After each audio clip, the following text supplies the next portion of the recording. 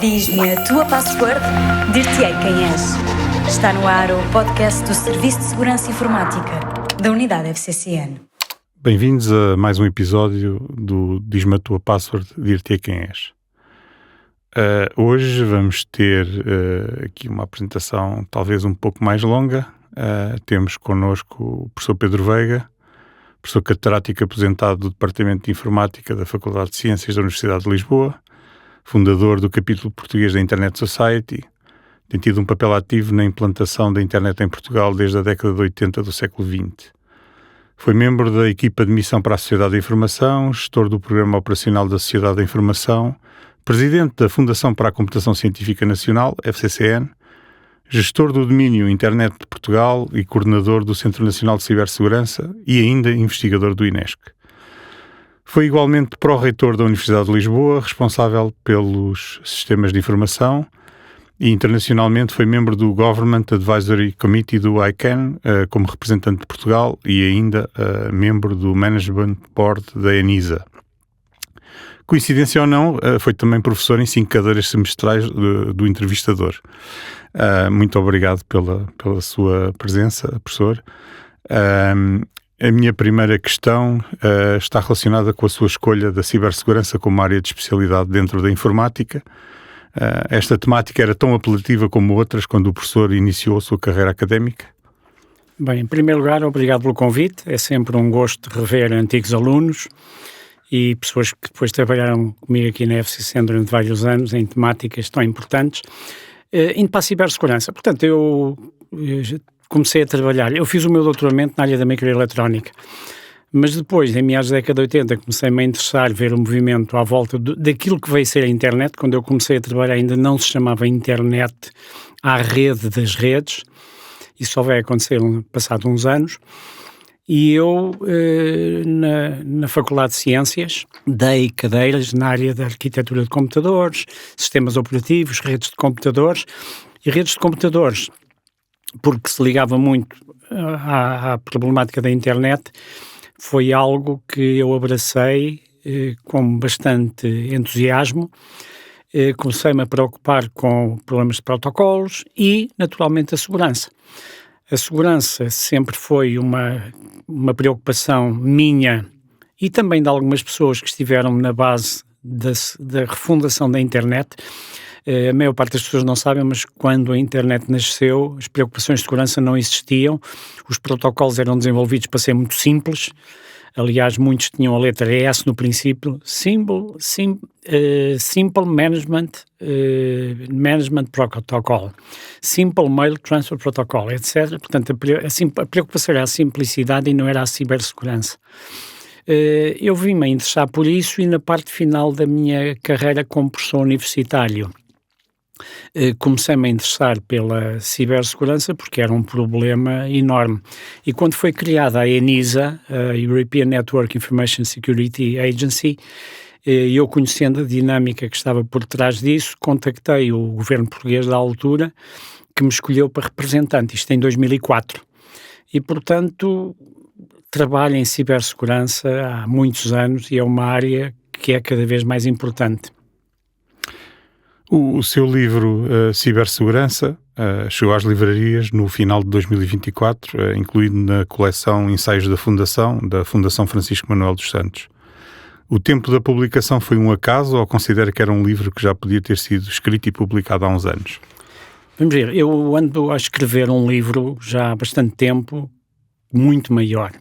Quando fui desafiado pela Fundação Francisco Manuel dos Santos para escrever um livro de cibersegurança, inicialmente propuseram-me o tema Cibersegurança em Portugal, eu achei que era um desafio grande e também conhecendo o objetivo dos ensaios, que é para um público generalista, refiz o meu projeto inicial, portanto fui buscar partes de capítulos que já tinha escrito, tornei-os numa linguagem mais acessível, mas não é o meu objetivo último. O meu objetivo último é dinamizar o uso das tecnologias digitais na nossa sociedade, em que a cibersegurança é um pilar fundamental e que virei a fazer mais trabalhos nessa área.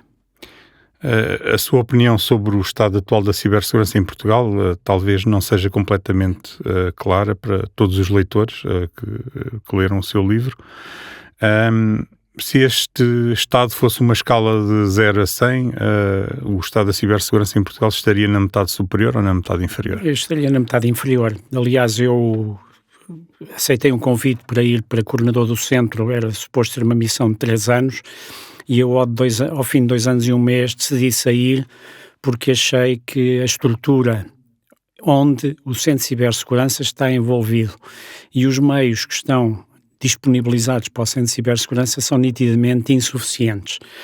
E, portanto, foi com tristeza que saí e não tenho uma opinião muito positiva. No livro eu tenho um capítulo que trata da cibersegurança em Portugal, onde procurei ser, entre aspas, meiguinho na minha avaliação do que é a cibersegurança em Portugal, também porque enquadra-se na minha maneira de ser, acho que não fazia sentido um livro em que ia bater em pessoas ou organizações que eu acho que não funcionam muito bem, mas portanto acho que os meios disponíveis, a estrutura de pessoal e a inserção, e como eu digo no livro, gerido por militares, não é uma coisa que me estimule muito. Principalmente há um centro de ciberdefesa em Portugal, onde os militares deviam dedicar e não estarem a meter-se em áreas que eu acho que não têm nada a ver com a parte militar. Os incidentes de cibersegurança com impacto severo que aconteceram há uns anos e que vitimaram grupos de mídia, hospitais, operadores de telecomunicações, etc., não terão sido suficientes para que o nível de atenção e investimento nestas questões de cibersegurança aumentasse consideravelmente. Haverá outro caminho para que esse nível suba ou teremos que aguardar por mais incidentes e incidentes mais graves para que as pessoas individualmente e os decisores coletivamente percebam que os perigos digitais existem e que não acontece só aos outros e que, portanto, se têm que proteger mais? Pois, os perigos digitais são mal percebidos pelas pessoas porque não têm um impacto no dia-a-dia muito grande, se bem que são causadores de grandes perturbações. O último que eu me estou a lembrar foi o problema com a chave móvel digital, que teve um impacto enorme em vários setores, por exemplo, na área da saúde, mas depois são resolvidos e as pessoas esquecem-se. Como acontece noutras áreas da segurança, por exemplo, nós todos os anos temos devastadores incêndios florestais. Durante a época dos fogos, as pessoas, os políticos, etc., autarcas, bombeiros, fazem uma quantidade de alertas, mas depois acaba a época dos fogos e as pessoas esquecem-se e no ano seguinte acontece o mesmo. A área da cibersegurança é exatamente o mesmo. As pessoas têm problemas, as redes falham. Por exemplo, eu tinha curiosidade em ver os relatórios do Centro de Cibersegurança, que não são divulgados, por exemplo, sobre os incidentes que acontecem frequentemente no metro de Lisboa, com problemas de sinalização que obrigam o metro a parar. São problemas de cibersegurança, na minha opinião. Porquê? Porque são problemas de segurança no ciberespaço. Não quero dizer que hajam atacantes a atacar a rede, não sei, não divulgam, mas eu vejo a segurança digital, ou seja, a cibersegurança, numa perspectiva muito abrangente, que passa também por as pessoas não desenharem, pessoas, nomeadamente gestores de empresas, não desenharem as soluções para serem robustas face a diversos tipos de incidentes, quer sejam incidentes de má manutenção das infraestruturas, quer descuidos de um operador que insere um comando errado e param a infraestrutura, etc. E o setor, eu falei do Metro de Lisboa, porque o setor dos transportes ferroviários é um dos setores abrangido pela diretiva NIS, que já foi transposta para a lei portuguesa e que agora está na sua versão 2. Portanto, isso é o impacto do digital na vida real das pessoas do dia-a-dia, não é? Portanto, um problema que passa do digital para a vida física. E, portanto, as pessoas têm que ter realmente consciência sobre isso. Sim, o digital hoje em dia está presente em múltiplas facetas da nossa vida que a maior parte das pessoas não sabe. Por exemplo, sistemas de canalização e transporte de água, funcionamento de hectares, funcionamento de semáforos nas cidades, dependem cada vez mais do digital. E a maior parte das pessoas não tem ideia disso. Por exemplo, eu recordo-me de ir falar com engenheiros civis que tinham, e do ambiente que tinham instalado equipamentos chamados equipamentos embarcados ou embebidos, em inglês Embedded Systems, em hectares, e não sabiam, aquilo era uma caixa que eles compravam, punham lá a funcionar, e não imaginavam que lá dentro estava um computador que precisava de ser gerido, por exemplo, carregando atualizações de software, etc. Mas há uma ignorância muito grande. O ransomware é talvez um dos maiores flagelos do digital no presente. Há grupos que são identificados e são capturados pelas autoridades, mas surgem sempre outros grupos e outras variantes para dar continuidade à onda de incidentes e provocar mais vítimas, mais estragos. Há algo que essas vítimas possam fazer antecipadamente para minimizar os estragos que podem sofrer por via de um incidente deste tipo? Bem, quando eu estava há pouco tempo no Centro de Cibersegurança como coordenador, houve o ataque conhecido por WannaCry, que foi devastador a nível internacional. E depois continuou. E continuou porquê? Porque há um motivo económico por detrás das redes de cibercriminosos que estão a atuar. Neste momento há redes de cibercriminosos altamente profissionalizadas que se especializam em obter resgates. Para o ouvinte que não sabe o que significa ransomware, ransom em inglês significa resgate, e portanto é um software que entra nos nossos sistemas, que pode ser o nosso equipamento pessoal, mas normalmente eles atacam sistemas empresariais, e que pode bloquear todo o sistema. Muitas vezes dirige-se ao sistema de autenticação, porque é o sistema central de toda a infraestrutura, que fica bloqueado.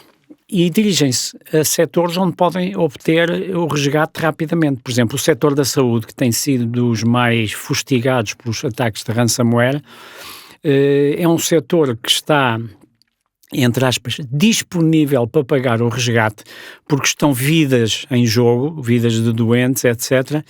E como hoje em dia num hospital é tudo digitalizado, aqueles que são mais velhos lembram-se antigamente, uma pessoa tirava uma radiografia e vinha com uma película em celulose com a nossa imagem ao raio-x.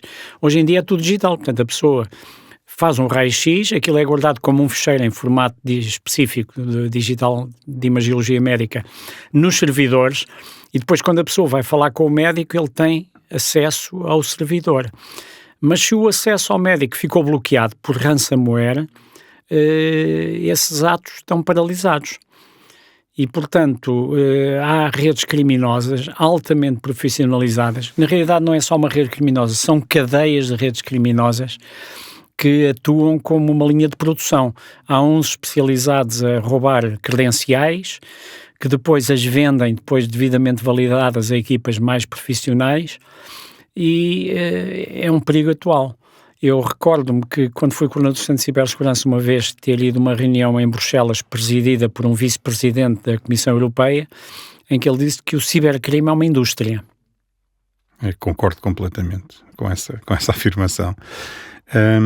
Mudando aqui um pouco o tema, numa fase específica da sua carreira foi também responsável pelo .pt, o domínio de topo atribuído a Portugal. No domínio da cibersegurança e do recurso a domínios PT para levar a cabo iniciativas fraudulentas, o nosso domínio de topo compara bem com outros, de outros países da União Europeia, por exemplo? Eu não tenho uma fotografia do que se passa neste momento presente.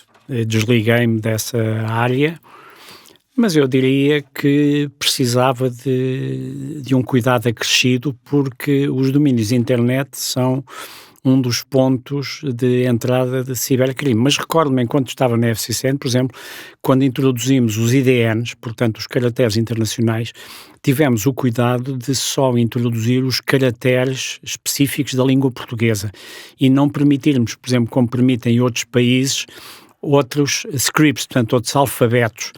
E, por exemplo, alguns crimes são cometidos inserindo, por exemplo, o alfabeto cirílico, que tem uns caracteres que visualmente são iguais aos nossos, mas na realidade o domínio que está tecnicamente a ser utilizado é outro e é a origem de muitos casos de phishing, e o phishing depois às vezes conduz ao ransomware e a outros tipos de crimes.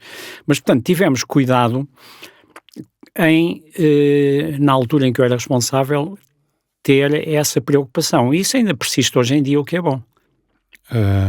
Em termos internacionais, o que nos pode contar, quer da sua experiência no seio do ICANN, como no contexto da ENISA, se bem que já falou aqui em 2004, portanto, no início dessa colaboração.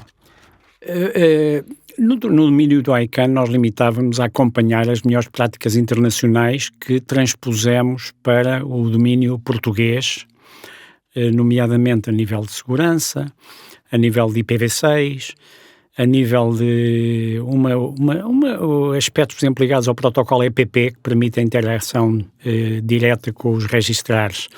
Mas é muito mais importante a ENISA. Aliás, eu, no capítulo do livro que escrevi, procurei chamar a atenção que a ENISA, a nível europeu, é a entidade de referência. Produz documentos de grande valor.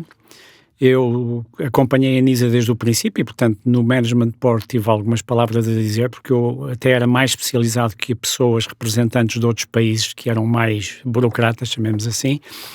E, portanto, os estudos e o que a ENISA conduzia têm uma série de relatórios que são de imenso relevo e que aconselho todos aqueles que estejam envolvidos, nomeadamente na gestão de empresas, a acompanharem o que se passa no âmbito da ENISA. Pois, no fundo, é uma agência da União Europeia e, portanto, tem o peso, esse peso em tudo o que se passa e está com certeza alinhada com as diretivas que vão sendo Sim, a ENISA publicadas. Teve um papel muito importante, quer na primeira versão da diretiva NIS, quer agora na revisão. Foi um trabalho da Comissão, do Parlamento Europeu, mas os conselheiros técnicos, digamos assim, são os técnicos da ENISA, mas também a sociedade civil, e, portanto, a ENISA tem um papel muito importante, está apetrechada com meios importantes, contrariamente ao que se passa em Portugal, e para aqueles que se interessam mesmo muito pela área da cibersegurança, a ENISA, na minha opinião, é o órgão de referência dentro da Europa. A nível internacional é o NIST. O NIST nos Estados Unidos, que é uma organização muito antiga e que tem tido intervenção em imensas áreas, tem também um foco grande na cibersegurança e considero também extremamente relevantes os documentos do NIST. Passando aqui a outro tema, com o advento do IoT, o Internet of Things, a sociedade passou a ter uma amplitude enorme de dispositivos conectados e, portanto, isso foi uma conquista, foi uma evolução, mas, infelizmente, esses mesmos dispositivos causaram e ainda causam muitos problemas de segurança. No futuro imediato, há alguma medida que possa reduzir o impacto destes problemas? Será necessário introduzir mais regulamentação? Sim, eu creio que é necessário introduzir mais regulamentação. Mais uma vez faço uma remissão para os relatórios da ENISA, mas recordo que este ano o Reino Unido foi o primeiro país a nível mundial a produzir legislação específica relativamente aos dispositivos IoT, que tem uma série de requisitos mínimos de segurança para os equipamentos IoT para aumentar o nível de segurança de quem os utiliza no seu lar. E eu, por acaso, em minha casa, tenho a casa toda automatizada, stores, luzes, sistemas de vigilância, sistemas de detecção de intrusão, etc. E isto também, tenho feito a avaliação dos vários sistemas, mas, por exemplo, a maior parte das pessoas não fazem e os sistemas são frágeis. A password mais divulgada a nível internacional é admin. Portanto, há muitos equipamentos que são vendidos com a password com a área de gestão admin e a password admin. Nos manuais, os fabricantes recomendam mudar a password, mas a maior parte das pessoas nem lê o manual. Ele mete o equipamento na tomada e já está. A funcionar. Por exemplo, replicadores de sinal. O que acontece com a legislação inglesa, por exemplo, é que obriga que todos os equipamentos vendidos no Reino Unido obriguem a mudar a password, senão não funcionam. Portanto, a pessoa tem de mudar a password no primeiro uso, senão o equipamento não funciona. E isto passa, por exemplo, a câmaras de vigilância de bebés, que não são protegidas, muitas que estão no mercado, o que permite a um hacker, se quiser, entrar e estar a ver a mesma imagem que os pais veem do que é que se passa no quarto da criança. É bastante assustador. É muito assustador. De um pai. E com que perspectiva viu o grande hype do momento em que todo e qualquer produto ou serviço digital tem sempre uma componente, pelo menos anunciada, de inteligência artificial? Para usar um termo vulgar da língua portuguesa, é uma treta, é uma maneira de vender os produtos.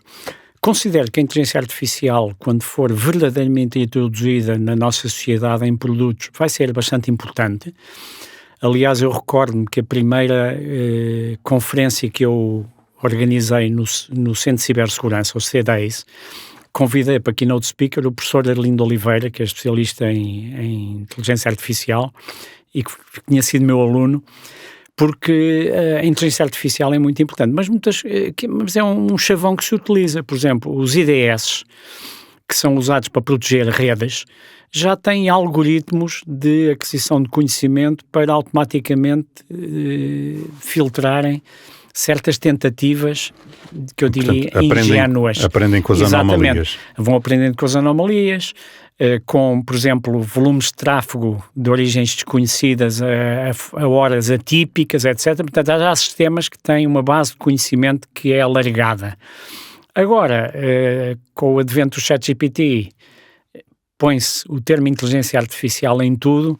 Alguns não são verdadeiros sistemas de inteligência artificial, são sistemas que utilizam tecnologias antigas, digamos, revisitadas, mas eu penso que a inteligência artificial pode ter um papel muito importante nesta área, que depois permite automatizar a detecção de uma quantidade de incidentes e resolvê-los de uma maneira automatizada. Voltando um pouco atrás à diretiva SRI, portanto à diretiva NIS e também ao RGPD, estas iniciativas e estes pacotes legislativos fazem ou farão efetivamente alguma diferença no contexto da cibersegurança em Portugal, ou em alguns casos ainda compensará pagar as multas correspondentes em caso de incidentes mais graves? Pois, a primeira versão da diretiva, que foi transposta a maior parte de quando eu fui coordenador do Centro de Cibersegurança, uma das razões que também motivou o meu desagrado, e eu creio que referi isso no livro, foi as multas. As coimas eram ridículas. Era mais fácil, e do ponto de vista de uma perspectiva empresarial, pagar as multas do que implementar as medidas. As multas têm de ser efetivamente muito pesadas para desincentivar o encolher de ombros dos gestores das organizações quando pesa no seu orçamento os investimentos em cibersegurança. Claro que eu compreendo os dilemas, e um exemplo que eu costumo dar muitas vezes é o seguinte: suponhamos a administração de um hospital que tem um certo orçamento e aparecem os técnicos da área da segurança informática a pedir um investimento de 3 milhões de euros para comprar equipamentos e precisam de recrutar mais 10 pessoas. Do outro lado tem os médicos, os enfermeiros e os doentes que estão nas urgências, que também precisam de mais orçamento para poderem resolver os problemas de saúde dos portugueses que vão ao hospital. E, portanto, um conselho de administração que tem um orçamento fixo, pondo no prato da balança os investimentos em tecnologias, pondo no outro os doentes e acidentados que aparecem, normalmente inclinam-se para o outro lado. E não pensam que, não investindo em tecnologias, podem ter, por exemplo, um ataque ransomware que pode bloquear o hospital durante alguns dias e que isso também tem efeitos nefastos. Impacto, sim. Eu tenho alguma memória de algumas décadas atrás em que não era um dado adquirido que o protocolo para a internet, para a rede das redes, fosse o protocolo IP. Creio que havia uma rede chamada Bitnet, que no fundo se estava a constituir como alternativa, mas depois acabou por imperar o protocolo IP. A minha questão tem a ver com Será que se tivéssemos ido pela outra via, se não tivéssemos ido coletivamente, enquanto sociedade e portanto, a sociedade, mas não foi uma sociedade que desenvolveu a internet, foi o conjunto de várias e de várias pessoas que fizeram parte desse desenvolvimento. Se tivéssemos ido por outro caminho que não o protocolo IP, será que teríamos os mesmos problemas de cibersegurança? Será que os problemas seriam maiores, menores, diferentes? Alguns dos protocolos que foram desenvolvidos eram muito mais seguros.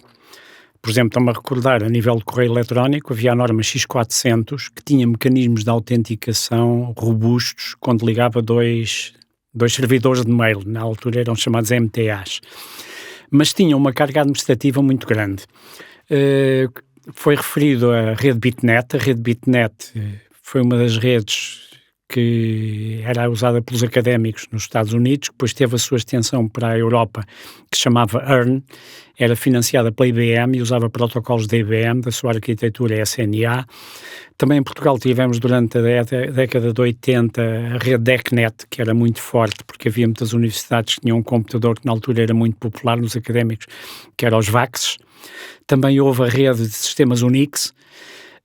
A rede internet, usando a tecnologia da internet, veio a ser a que venceu por várias razões. Uma era mais flexível. A segunda, apesar de ter menos segurança, era muito fácil de instalar e o seu código estava disponível em acesso aberto. Por exemplo, eu recordo-me que em 1986 pedi uma cotação de um sistema aquilo que nós hoje chamamos um servidor de correio eletrónico, na altura usando o protocolo X400, e a cotação era de 10 mil contos. Na altura, não sei fazer a conversão para o câmbio atual, mas era muito caro. Ao passo que os protocolos TCP/IP eram disponíveis gratuitamente. E, portanto, o facto de ser gratuito, serem flexíveis e, este ponto é decisivo, não precisarem de uma gestão centralizada, o que os outros protocolos necessitavam, contribuiu para a sua popularidade. Trouxe problemas de segurança, mas a vida é assim. Quando se põe nos pratos da balança, isto é uma balança com mais de 2 braços, o custo, a flexibilidade, a descentralização, etc., o TCP/IP ganhou. Mas eu ainda sou da altura em que o tal meado da década de 80 em que eu comecei a trabalhar nestas áreas. Já agora, o termo internet só nasceu no final da década de 80. Antes disso havia a UNET, a EUNET, a BitNet, a EARN. Havia vários protocolos disponibilizados por vários fabricantes que depois cobravam caro pelo desenvolvimento. Ao passo que o TCP/IP era gratuito porque foi posto no public domain. Ok, muito obrigado. Estamos quase a finalizar a nossa conversa. Tenho aqui mais uma ou duas questões e esta, pronto, é mais ou menos natural. Perguntar quais são os seus próximos projetos. Podemos esperar novos livros? Sim, eu estou a fazer um livro cujo título não posso divulgar, até porque estou a começar contactos com outros editores para ver as condições de fazer os livros, mas já tenho uma quantidade de capítulos escritos, que aliás, por exemplo, tenho um capítulo escrito sobre hackers, um capítulo sobre internet das coisas, tenho um capítulo que eu chamei Pegada Digital, para chamar a atenção às pessoas quando ligam o seu equipamento de manhã e vão deslocando-se ao longo do dia, o que é que a sua pegada digital representa, por exemplo, nas redes dos operadores, na rede de diversas organizações, e tenho muitos outros capítulos que tenho já escritos, mas o que é que vai ser o livro depende de arranjar um editor e discutir com esse editor quais os capítulos que devem fazer parte desse livro. Mas o material que eu já tenho já dá para mais do que um livro. Como é tradicional, pedimos a todos os nossos convidados, no final de cada entrevista, no nosso podcast, pode-nos dizer qual é a sua password preferida? A minha password preferida é admin, porque é aquela de que eu fujo de todos os equipamentos. Não, já agora, eu como uso a internet há quase há 40 anos, tenho contas, algumas muito antigas, e tenho muitos usernames e muitas passwords. e tenho o cuidado de as guardar com muito cuidado. Aconselho as pessoas que não têm a complexidade do ambiente que eu tenho, por exemplo, utilizem um gestor de passwords, que eu não utilizo, eu tenho uma maneira indireta, eu guardo num ficheiro Excel com todas as contas que tenho e estão lá as passwords, mas as passwords não estão em texto corrido, no chamado plain text, estão com base em mnemónicas que eu tenho na minha cabeça. Portanto, se alguém apanhar o ficheiro e conseguir decifrar, vê lá uma série de mnemónicas, por exemplo, dou um exemplo, N2, a pessoa vê o que é isso N2, por exemplo, N2 é o nome do meu segundo neto. Depois... Portanto, para fazer algum uso terão que treinar um algoritmo para... Seria bastante difícil até, porque eu tenho uma boa prática que também divulguei quando estava no Centro de Cibersegurança, que é uma password, é como uma escova de dentes. Primeiro não se partilha, não andamos para aí a partilhar a escova de dentes, e depois devemos mudar de vez em quando, porque os pelos da escova de dentes vão ficando obsoletos e não limpam bem os dentes. E, portanto, tenho muitas passwords, guardo-as de uma maneira cifrada, e teria de ser alguém extremamente sofisticado para conseguir descobrir as mnemónicas que eu tenho lá, porque algumas não estão relacionadas até com este caso que eu dei. Agora, por exemplo, desaconselho as pessoas, que isso está também no meu livro, a que não ponham o PIN nem a password do seu ano de nascimento. Porque, por exemplo, os ladrões e os criminosos sabem que quando roubam uma carteira ou encontram uma carteira, a primeira coisa que vão fazer é tentar usar os cartões multibanco para sacar dinheiro e pondo como PIN, de preferência, o ano de nascimento da pessoa que está no cartão de cidadão. É uma má prática. Muito obrigado, professor Pedro Veiga. Foi um gosto de rever o Carlos Friaças, meu antigo aluno e colaborador aqui na FCCN, enquanto cá passei. E fazemos o apelo para que sigam o nosso podcast. Diz-me a tua password, dir-te a quem és, e muito obrigado a todos por ouvirem. Até à próxima. Fique atento a todos os episódios e saiba como se tornar no seu próprio antivírus.